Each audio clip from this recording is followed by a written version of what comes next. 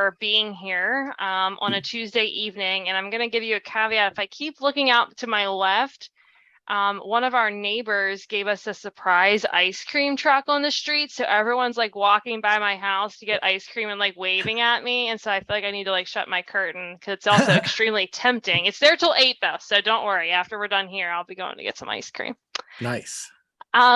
So I hope you guys all have seen this beautiful group of people I have up here on the screen, but I just wanted to remind everyone early because I feel like we always end our presentation with this slide. So I've been starting to put it up front.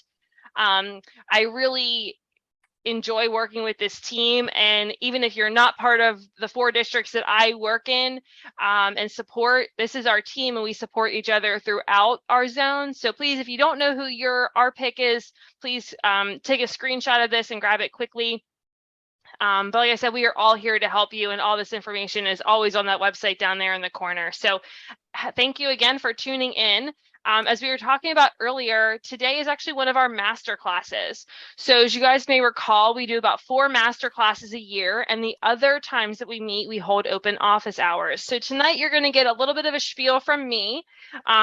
Like Joe said, I do have time at the end for us to talk a little bit, to share success stories, because we always love that, and obviously to answer any questions. So tonight we're going to be talking about creating a PR plan for service projects and really helping you guys maximize the public image opportunity that comes along with your service projects. Obviously, our #1 goal is to create impact for our community, but an ancillary and secondary goal should definitely be to create greater public image, because we know that with better public image, it'll attract more members, it'll attract more community partners, and all of that is really important. So let's get started. Hey, Ashley, real quick. I'm sorry. I just want to make sure that everybody knows you. So I'd like to do a little introduction of you. I know you're raring to go. And Ashley, for everybody not to know, has been on like a 4-day stint of Rotary trainings that she has done different trainings every day, brand new ones that she's built out for us. So if you saw one of her trainings this weekend, throw your hand up in the chat or in the thing, right? Okay. So briefly, Ashley, just so that for those that the few people in the room that don't know you yet, let me do a brief intro to do a little bit of justice here. So if I may. So tonight, folks, we have the privilege of hearing from Dr. Ashley Waters. Ashley hails from Central Pennsylvania, where her familial ties to Penn State University inevitably led her to the happiest valley in the world. During her illustrious scholastic career, Ashley was able to amass multiple baccalaureate and advanced degrees from, listen to this, Penn State, Townsend, University of Maryland, and a doctor from University of Baltimore, with finishing the dogs here, finishing with her PhD in public administration. While pursuing her education, Ashley was also deepening her passion for the community and her engagement. You should probably ask her about the largest student-run philanthropy fundraiser, the Penn State Dance Marathon. She was one of the organizing partners there while she was in school, all of which while just picking up a little national championship and marching for the blue band. So, you know, she kept a little busy while she was at school. Also, as she pursued her career, Ashley has led, consulted, volunteered her expertise for countless organizations and causes. Some of the more notable endeavors she's been running: Satellite College Campus, working as communications director for her city, just the largest city in Virginia, nothing big. Chair for the Frederick Oktoberfest, and an event that raises hundreds of thousands of dollars over the course of a few years, and now is putting her efforts toward the women-to-women mentoring efforts.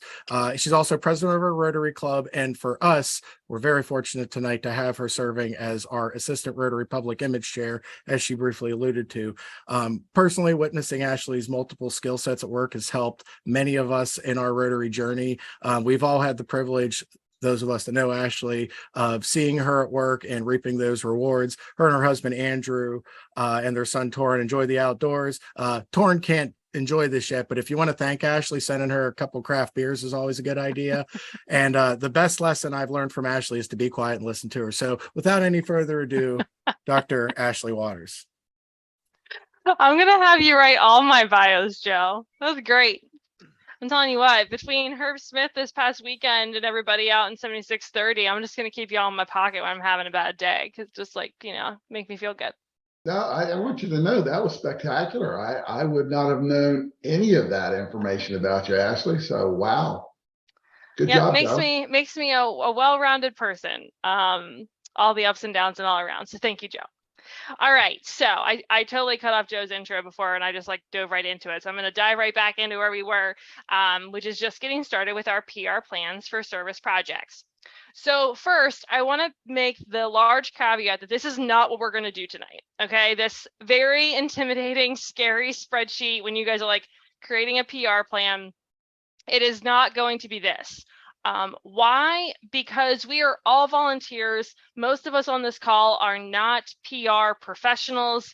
And when you say the word PR plan or when you Google it, don't Google it, you're going to end up with all of these extremely robust and overwhelming things. Okay, so our goal tonight is to help you take things like this, and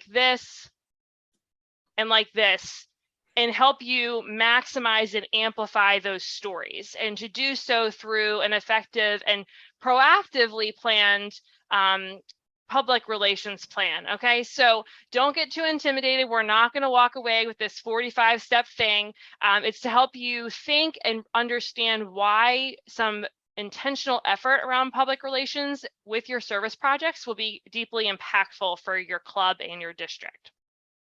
So we're going to start with a PR and PI overview. We're going to talk about 4 steps to success, right? So 4, trying to make it manageable.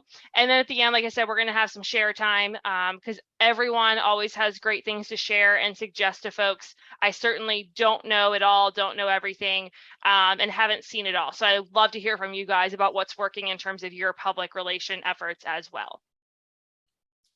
So first, what is public image? I think the one thing around Rotary, the fact that we call our committee public image sometimes confuses folks, because they're like, wait, is it marketing? Is it public relations? Really, what is public image? And so I always try to tell the folks that I work with that public image is really 3 main things. It can manifest in a lot of different ways, but these are the 3 main things that I think help build Rotary's public image. First, it's the action of its members, right?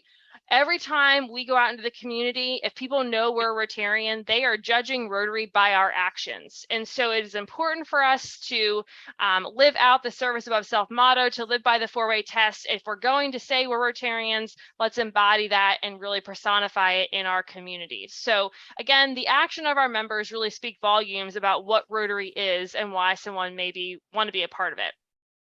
Secondly is obviously the involvement in the community, and that's really where we're going to spend a lot of our time tonight in terms of the service projects that we do. So are we being impactful? Are we being intentional? Are we responding to the needs of our community, both locally and globally? And again, that's a big part of Rotary's public image. And then lastly is messaging and comms, right? This is the one thing we think about, but the often it's what we spend a lot of our time talking about, trying to break down and figure out how to message and communicate all of the things that we're doing in hopes that people will want to either join us, partner with us, or donate to our causes, right? So that is a lot, but how does that differ from public relations? Public relations is a much more commonly used phrase. However, it's not that different from what we are experiencing in terms of public image. However, there are a few things to think about. Thinking about public relations, if we're driving people to our website, what does that look like? Are we using social media to communicate our message? Are we using other platforms to communicate our message? Are we using press releases? Are we getting out in front of people? Are we partnering with other organizations? All of that builds our public relations. But the one thing I found to really help us figure out in very basic terms what public relations is this. BLT and Pickle. Okay, so I know you all right now are like, what in the world? I don't eat either of these things. I should, because I should eat more vegetables. That's another conversation. But BLT and Pickle, okay? And the reason, if you can remember BLT and Pickle, and it'll help you remember the really overall goal of public relations, is because of this phrase, okay? Behavior, level, time, and public. Public relations plans seek to change a behavior, right? So let's say in the more normal sphere, to buy this television, okay? At a certain level, so you want to sell 1,000 televisions, over a period of time, say the next 3 months, and to a certain public, okay? So if we think about this in more Rotarian-like terms, we're going to use a project tonight that talks about teaching kids to compost, right? So for us, we seek to have our children be more environmentally aware by composting their lunches every day at elementary school, right? So it's really important for us to understand, what are we trying to convey the public to do? And when we are working on our projects, it's really easy to get swept up into, we're just trying to do good. We're just trying to serve, right? And that is truly something that we're trying to do. But to be able to tell the story, to be able to get other people to link arms and come with us, and to truly create that relationship with the public, it's important to dig a little deeper, okay? So tonight, we're going to remember BLT Pickle, but we're going to break it down into something a little bit more manageable.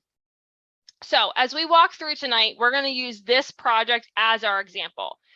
You may have similar projects or something else, but this happens to be a project in my county. A bunch of our Rotary Clubs in my county are involved with it. And I think everyone can get behind it, understand what the project is, so it's not overwhelming. Okay, so the project is called Lunch Out of Landfills.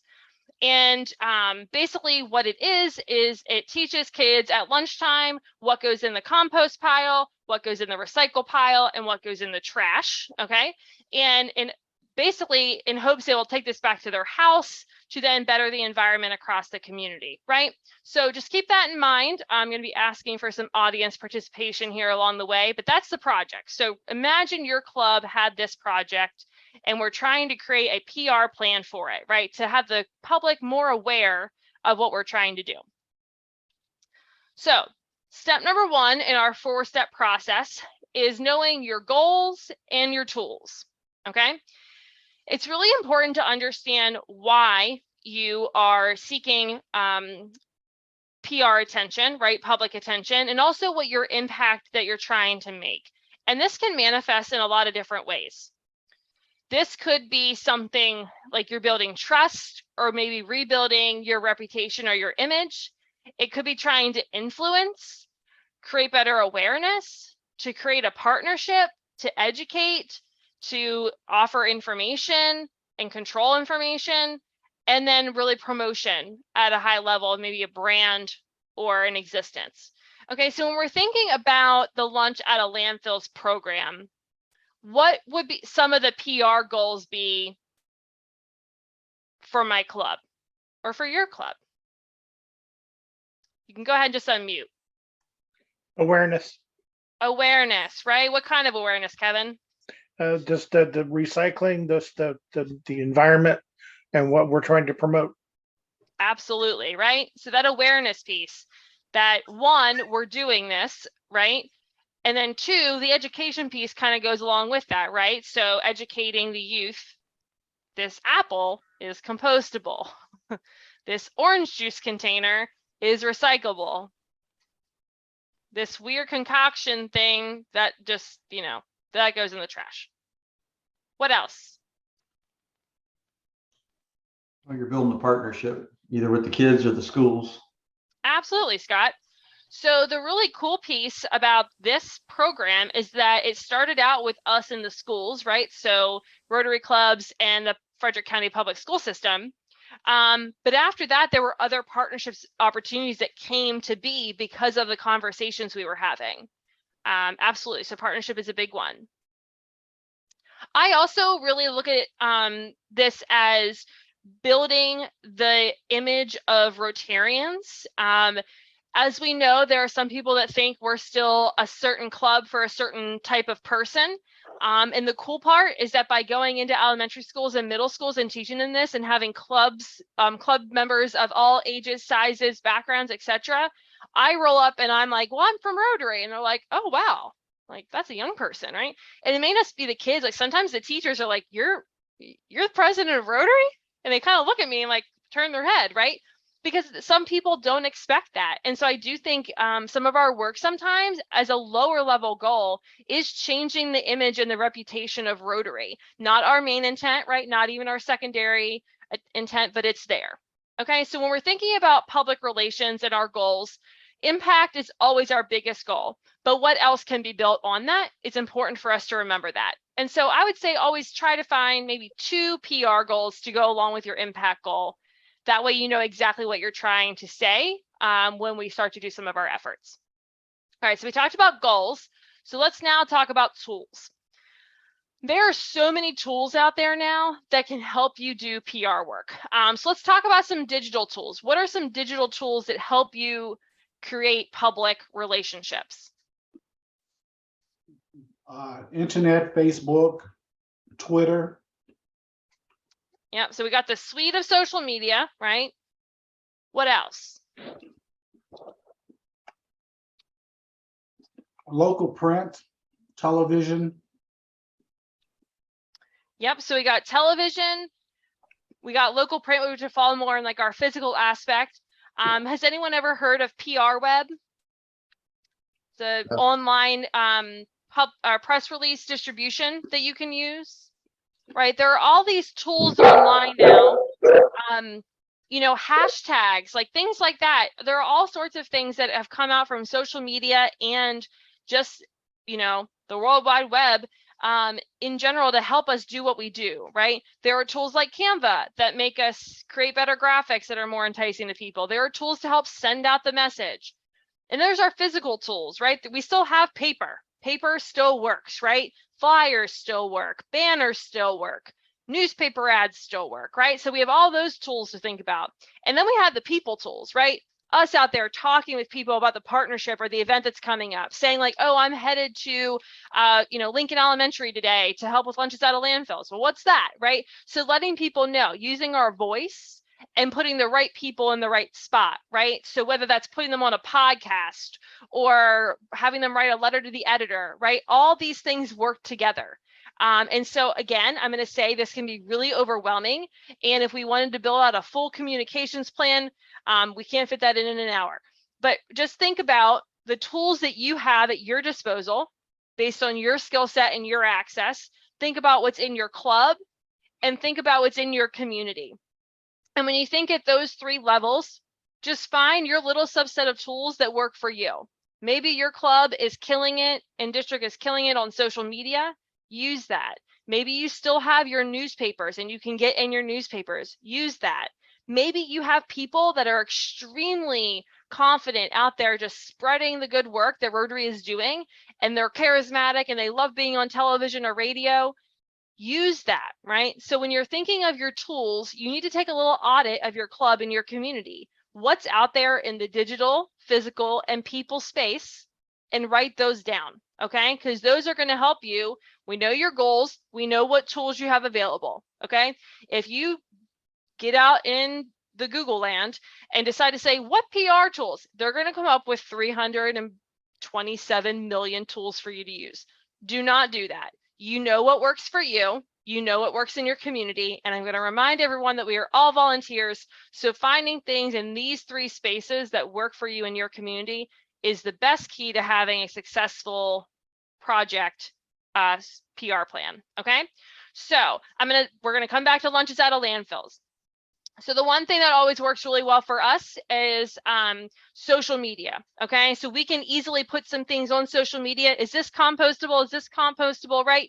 Use Instagram stories or those types of things. Educate the public and tie it back in, right? So sometimes we do that before the event. Would you know what to compost, ? And show them a picture, right? And have them point out what's compostable or not. We do a lot of physical types of work. So every single compost bin that is in the schools and every fridge that we bought has a Rotary sticker on it. Okay, simple PR, one and done. You set that sticker on it, and every single day that thing gets rolled out in front of these kids and has the big Rotary mark of excellence on it, right? So again, think about just little things you can do. And again, we really use people. We have one huge champion for lunches out of landfills in our district. He is super involved in SRAG, if you know what that is, through Rotary and some other things.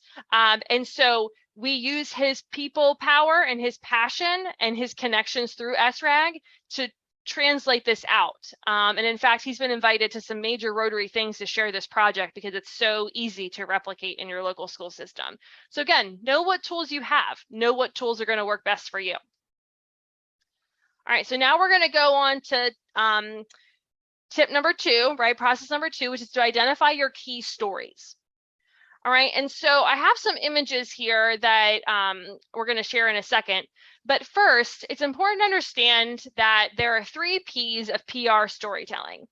And some of you have maybe heard me talk about the Rotary story. This is a little bit different, and that is because PR needs to be a little bit more succinct than you telling someone your Rotary story and trying to get them to convert to a member or to come visit you, right? And so it's really important to understand that sometimes brevity can be key, but you can't lose the effectiveness. I often tell my students in the class I teach that everyone needs to learn effective brevity, because you can't lose the effectiveness just because you need to write in a shorter chunk of change, right? So I want you to think of this stuff. I want you to think of these 3 P's when you're trying to figure out how to take the story of what you're doing and turn it into a PR story. So first, we have people. All effective storytelling is about people, okay? Sometimes we have stories that star inanimate objects, you know, but they're really personified in those ways. And it's really important to focus on people who can power others, okay? People who get things done, people who can inspire other people. So thinking about the Lunches Out of Landfills program, what is one story of people that we could tell? Anyone have any ideas?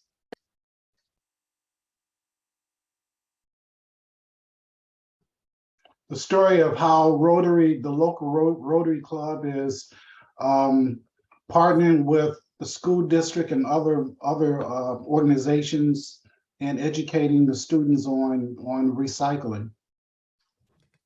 Right. So we could take the story of the person who originated it, right, and who brought the Rotary Clubs together, or we could try to clump the Rotary Club together and talk about them as a whole. Absolutely.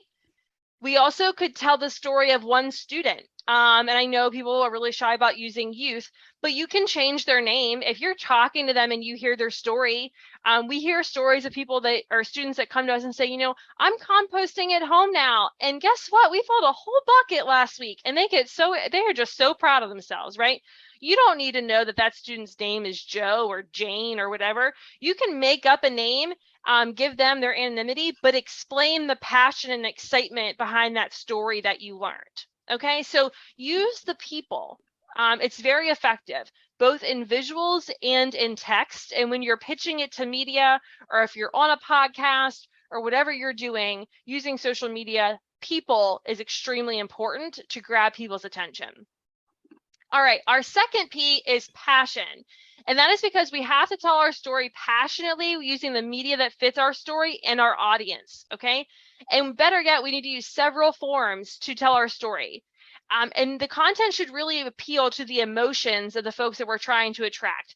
And so for the Lunches Out of Landfill project, like I mentioned before, we often use the person that started it because he has such passion and he has such fire and he cares so deeply about the environment that he wants to educate everyone who doesn't have a strong passion for the environment to understand how little things can help. Okay, and so use that passion to really, really help with that. Find those people and then make sure you're using the mediums that then amplify their voice, right? Putting him on video, putting him in front of people is way better than having him write a quote. Where with me, sometimes I can write a killer quote, right? Like I can also, like, that is one thing I can do. I wrote quotes for the city of Frederick mayor for 2 years, right? I can write a killer quote that packs it all in. So maybe for me, I'm better off writing some things that would go in the newspaper or a letter to the editor to show my passion, where Joe may be better off using his voice and his imagery to be in front of video. Okay, so make sure you understand when you're telling your story, the passion is there and you arm that passion with the right mediums.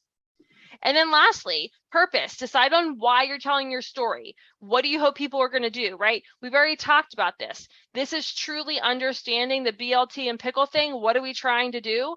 And understand what our goal is. Outside of impact, what is your goal?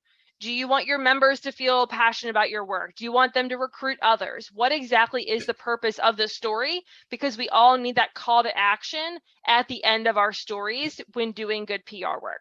Okay, so just when you're ever like, oh, I don't know how to tell this story, think about these 3 P's: people, passion, and purpose. If you can succinctly say those 3 things, you don't have to have all the fluff.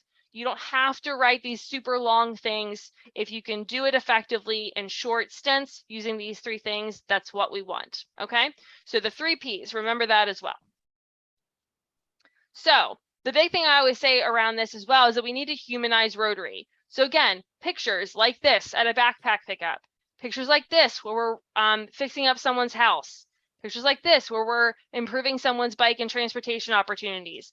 All of these pictures, if we knew the project, if we went back to think about the people, passion, and purpose, we would have plenty of opportunities to do it well, okay? And to understand the story that is behind our opportunity. So I always recommend, remember we talked about goals, have a storyline for each of your goals. So if we're educating, have a story about how we're educating youth. If it's around impact in terms of the environment, have a story that tells the impact in the poundage of food we were able to remove from the landfill. Okay, if it's about reputation rebuilding and image of Rotary, then put the main focus, Rotary Club launches new partnership.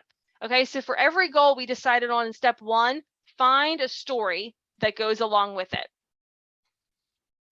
Is everyone still with me? Is this making sense? Okay. So step 3, this is where it comes down to writing it down and actually scheduling the activities.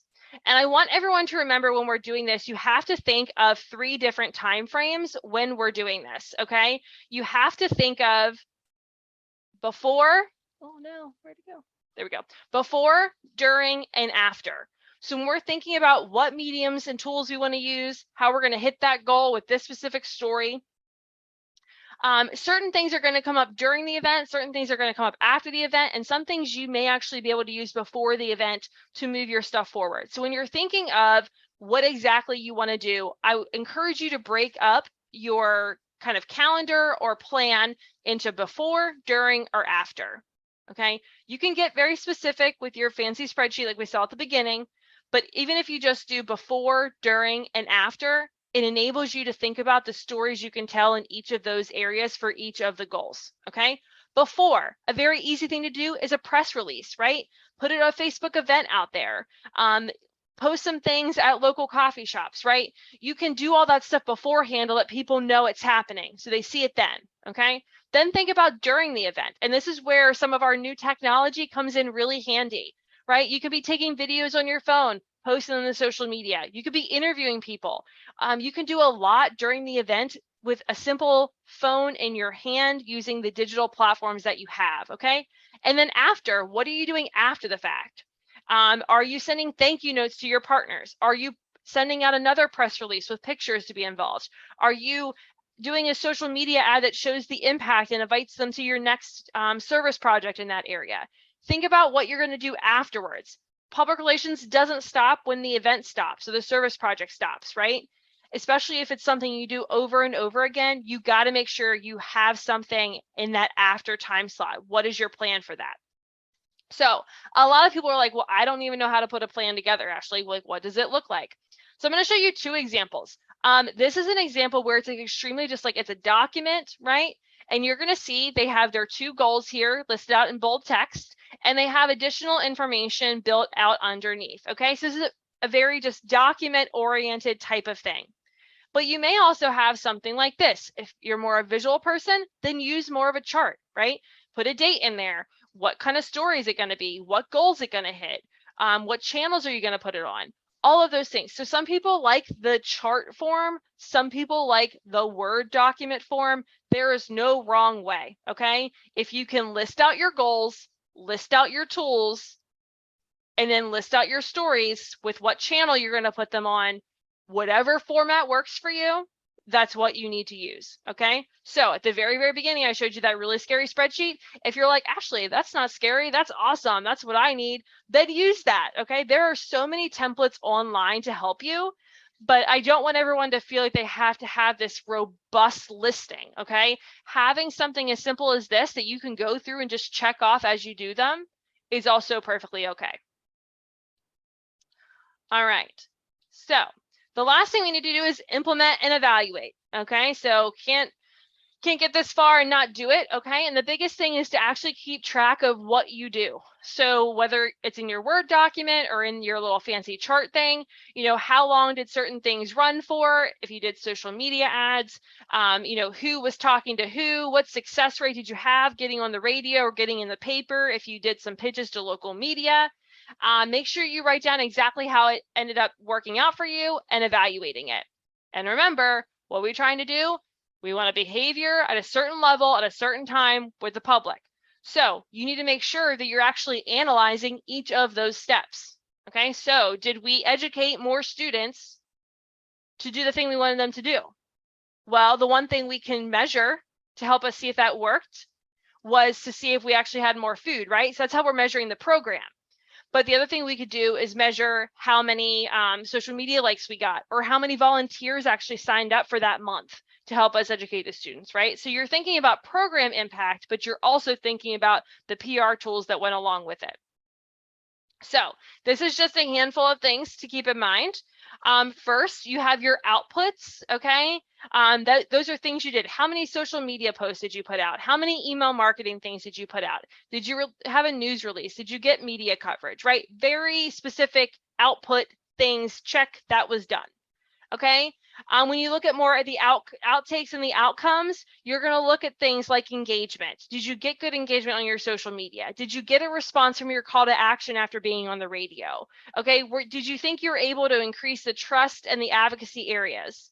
And then obviously the big impact at the end is, does the reputation or other things like sales and employee retention, depending on the avenue you're working with, really make a difference, right? Are people shocked that I'm Rotary president after we did all this PR effort? Maybe not so much, right? Some of these things are extremely easy to measure. Some of it's going to take some time, and some of it truly is just going to be anecdotal.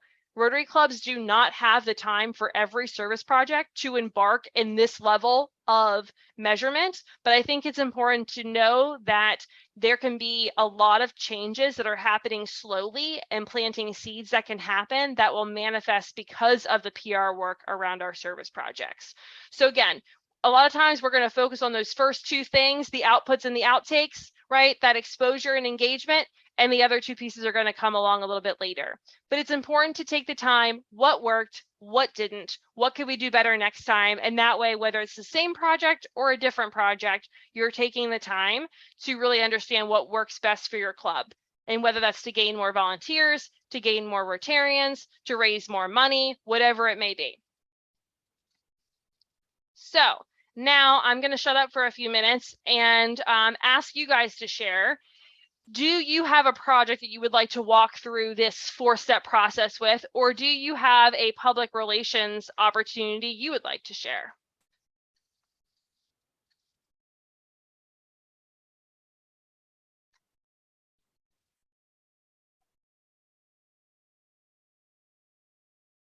And while you guys are thinking, I'm going to give you one PR win for the Lunches at a Landfill program that actually manifested from us making sure this project got out in front of the parents through the school system's alert system, but also through the local newspaper.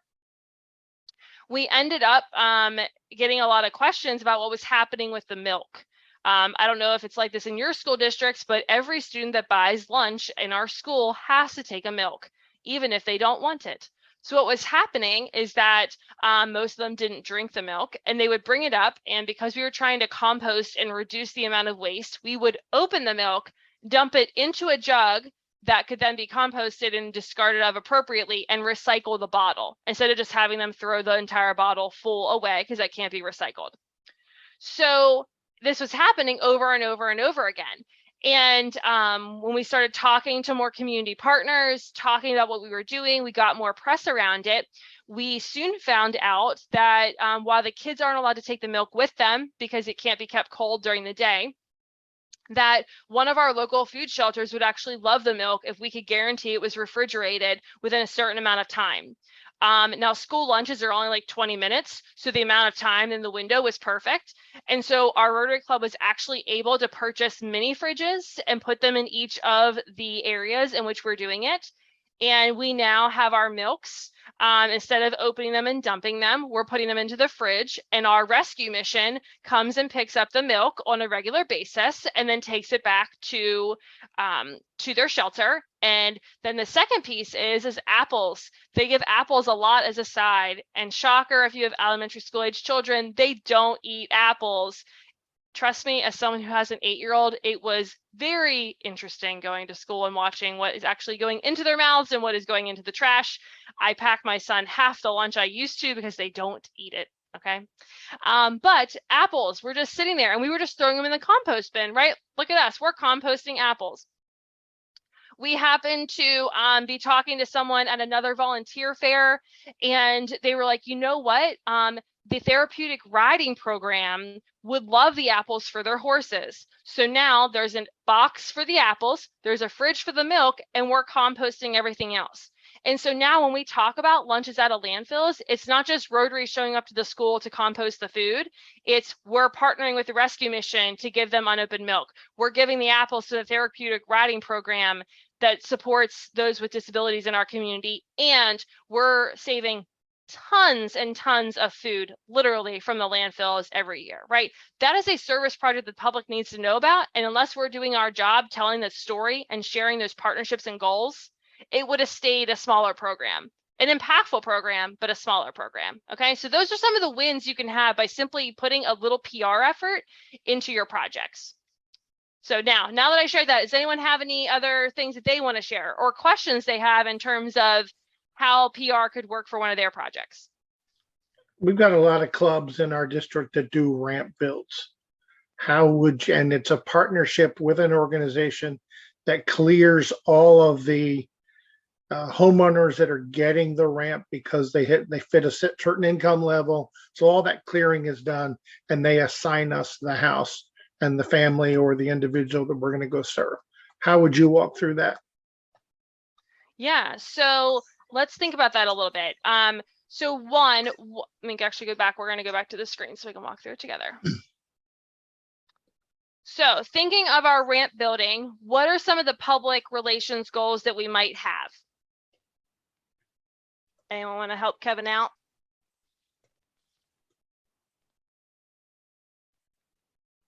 The ones I see are all done in partnership with someone else, Kevin. I mean, it's, you know, I know the one in Salisbury where you are, when Bill Ferguson goes, it's a partnership with another organization. Right. Yep. We love partnerships. Yep. And probably most of the community there, a lot of community, I wasn't even aware we did this until recently. So there's a lack of awareness that we really need to sell, either the other partner or us or both. Absolutely. And again, I think the big message here and the impact we're trying to make, right, is we're trying to help people age in place. Aging in place, we know, is extremely impactful for those seniors in a lot of cases, if that's, you know, the population you're working with. And so I think there's also some education opportunities. I know that some of the organizations that do that type of work in our community also use it to expose them to additional resources. And that's where the partnership and education comes in. So they build the ramp, but then they also talk to them about food delivery and other pieces there. So I think sometimes the conversation could be that, you know, Rotary is part of the puzzle in terms of helping people age in place. And if we're thinking about tools, again, that's a very visual project, right? No ramp, ramp.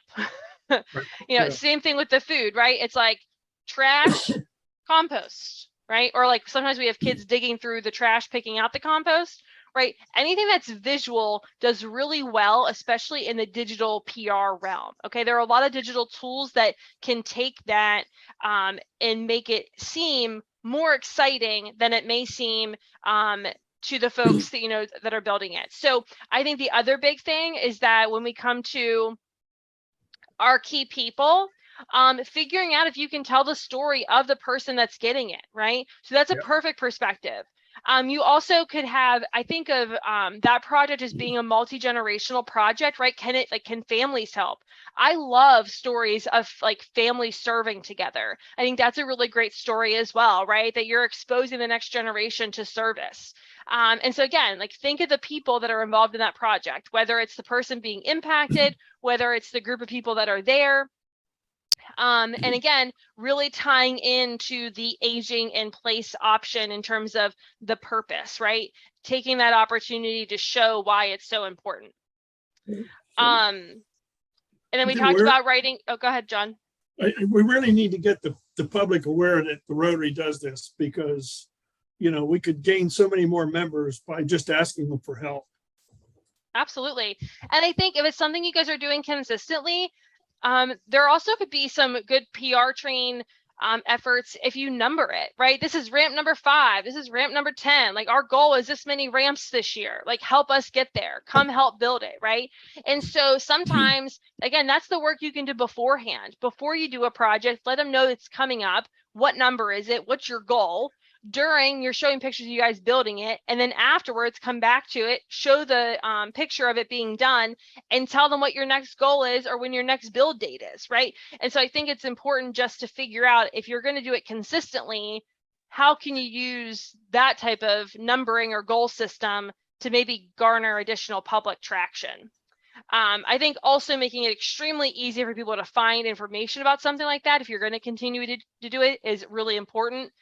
Making sure your website is up to date and that it's something that's prominent on your website if you really want the public support. Absolutely. Does that help, Kevin? Perfect. That's perfect. Anyone else? Yeah, you could follow the Habitat for Humanity model for your ramps. What do you mean by that, John? Well, people participate in Habitat for Humanity by 1, giving money, and 2, doing the labor. And you could have the same thing for your ramp process that in there, and do the same PR stuff. Come up with a clever name. That's true. Absolutely.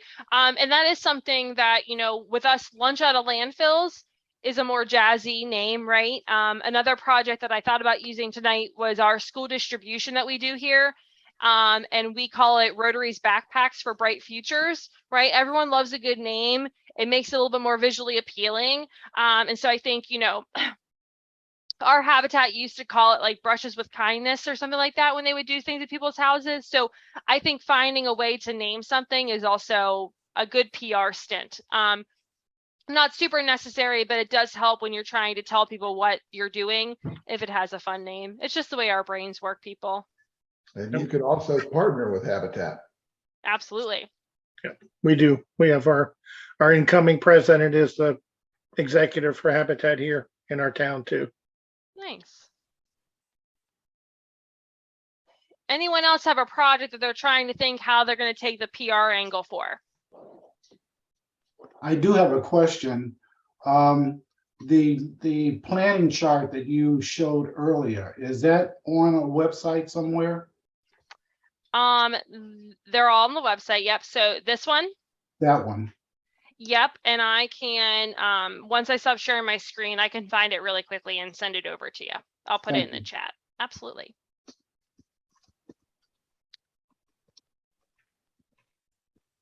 So what I'll do here is just go through a few reminders, and I'll pull down my screen and I'll look for that link, but I also can continue to answer questions. But again, just a few reminders. So we talked about a lot today. The goal is to keep your goals simple. You don't need to have, of the 9 that are on that little chart there, you don't need to have 9. If you have 2, that is perfectly fine. I know we don't like showboating what we do, right? We do what we do because of impact, but we know if more people know what we're doing, our projects will be more successful and we'll likely have more Rotarians to help us with it. And so we want a good relationship with the public. We want them to respect the work that we do and come to us when they have needs. So pick a few of those goals, right? Can you educate? Can you inform? Can you help with Rotary's reputation if that's something in your community? All of those things. Just, you know, remember that. Pick 2 and you'll be good. My next reminder is choose the tools that are best for you. I cannot overemphasize this enough.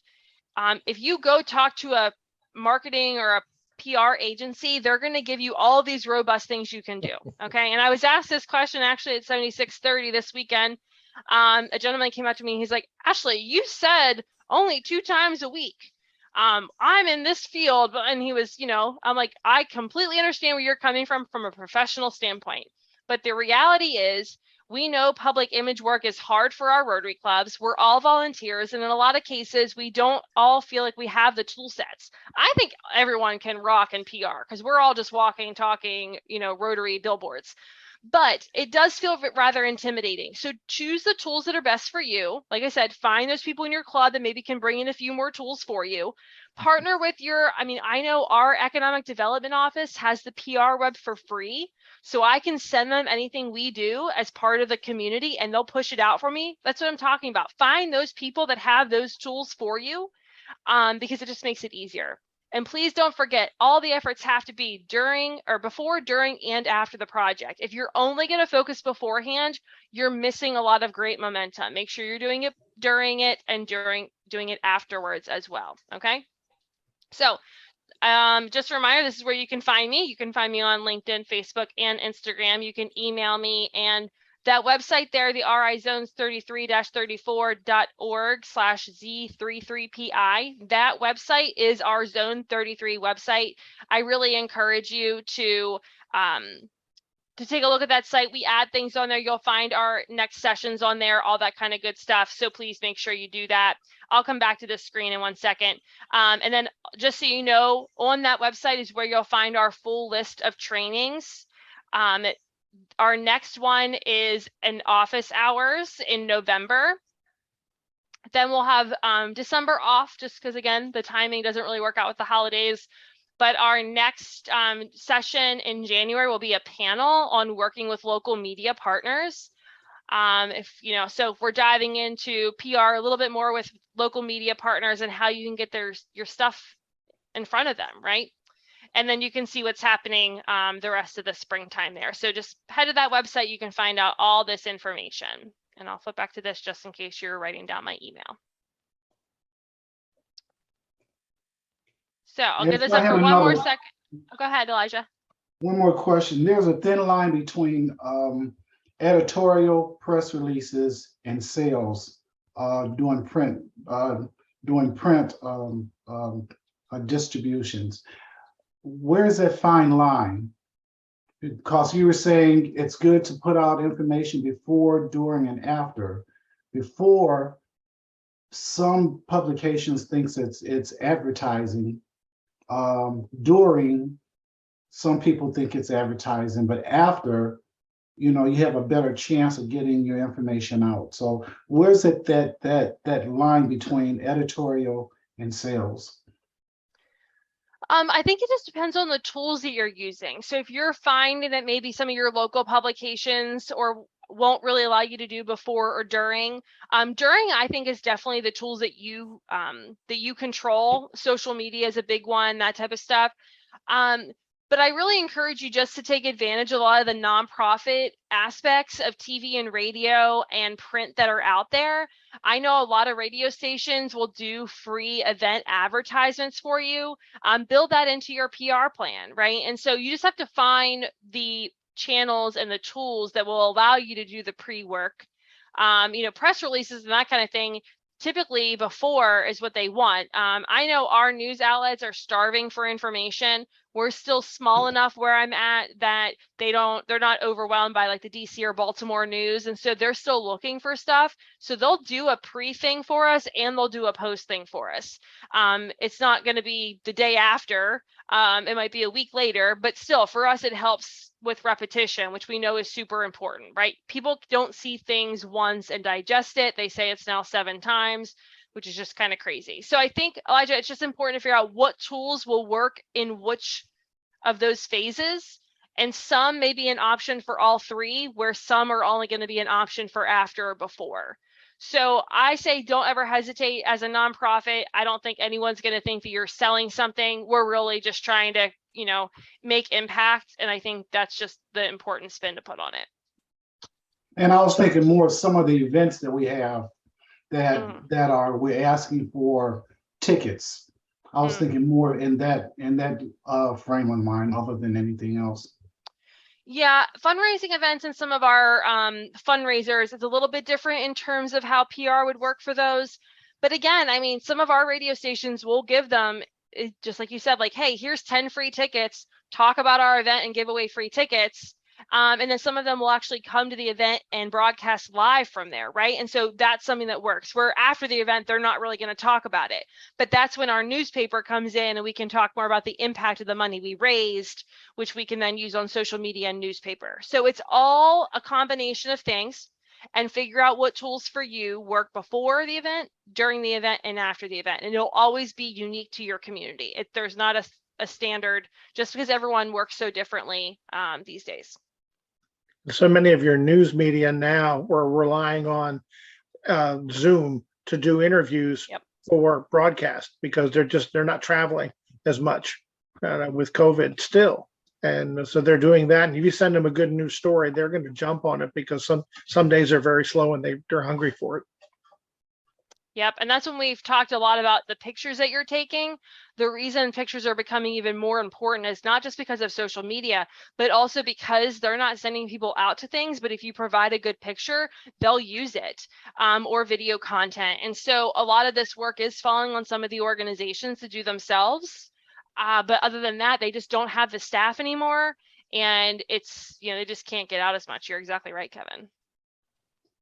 Well, that's great, Ashley. Thank you so much for all the great comments. As always, very impressive, and definitely something we want to round back on. As a quick note to everybody, I'm sure we all know somebody that we wish would have been here tonight, couldn't made it. Let's make sure we share that with those on our PI teams, with our DGs and our other folks in the chain, so they can get this. I think this is an excellent session, and it applies to many areas of Rotary, Ashley. So just there was so much there to recap. I'm just going to go rewatch, because I think that it had multiple levels of great stuff. So thank you so much for putting the time into it. Thanks for your 4th day in a row of new trainings. I mean, come on, guys, that's got to be a record for her. Let's give her a hand. Like, that's here we go.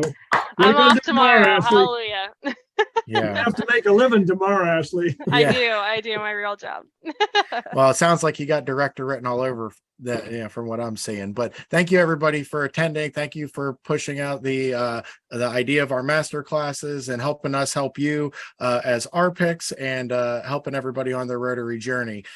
With that being said, everybody have a lovely evening. We're 5 minutes early. How about that? We're early on a Zoom and a Rotary call. How about that? But this will be posted soon for everybody. Have a wonderful night. I'm going to